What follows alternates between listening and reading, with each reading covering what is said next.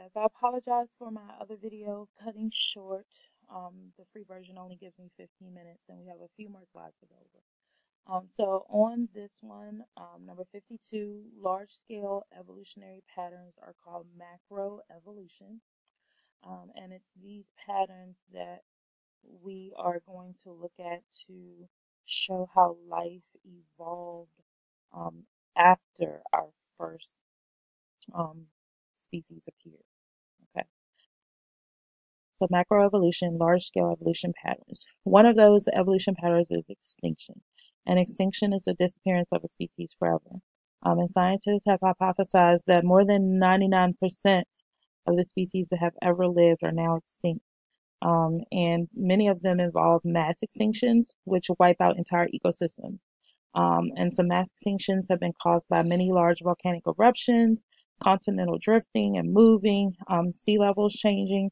And scientists even hypothesize that we're in another mass extinction right now that is being caused by humans because we are, tearing down forests and causing global warming and things like that.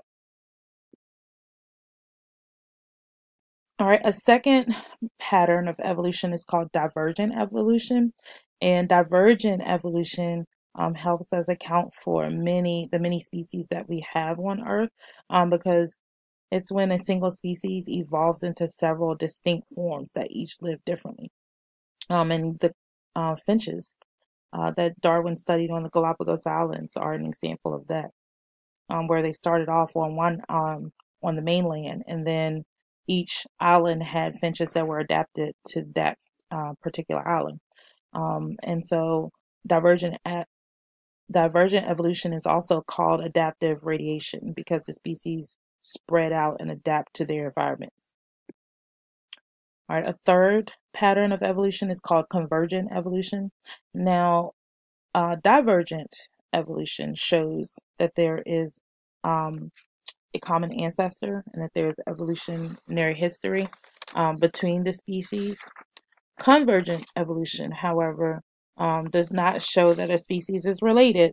What convergent evolution shows is that species have similar environments, and so they've adapted to their environment.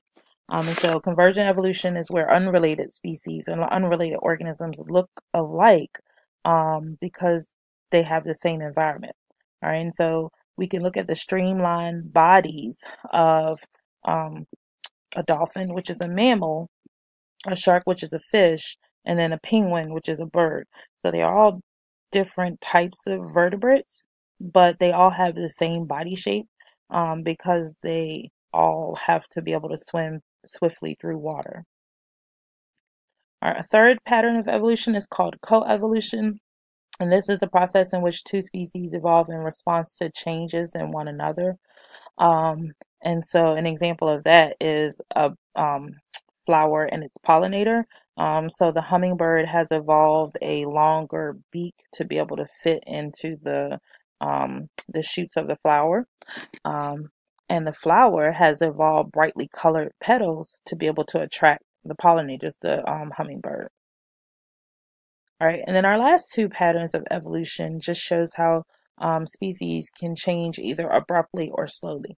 So punctuated equilibrium is where a species have a long period of no change, and that gets interrupted by a brief period where there's a lot of change.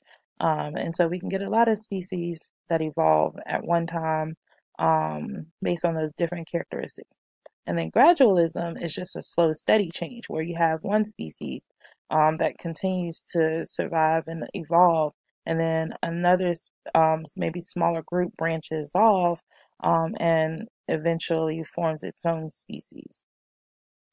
All right, guys, so that does it for the evolution chapter.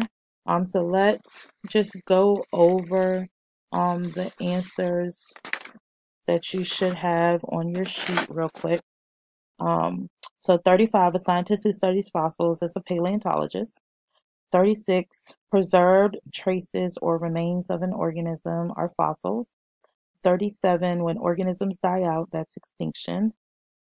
38, fossils are usually formed in sedimentary rock. 39, The use of radioactive elements to age a fossil is radioactive dating.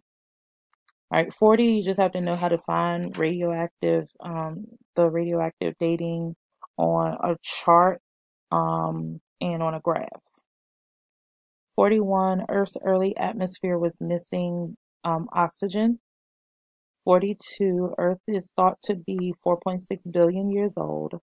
43, scientists only study the natural world. Divine creation is religion. 44 is Miller and Urey, the two guys that did an experiment to show how life could arise on early Earth. 45, know the diagram of their experiment is at the bottom. Make sure you know there was water, there were gases, there was electric spark, and they created amino acids. That's the most important thing. They created amino acids, and amino acids form proteins. All right, 46, the bubble that may form by some organic molecules is called a proteinoid microsphere. 47, communities of prokaryotes. That's called the endosymbiotic theory.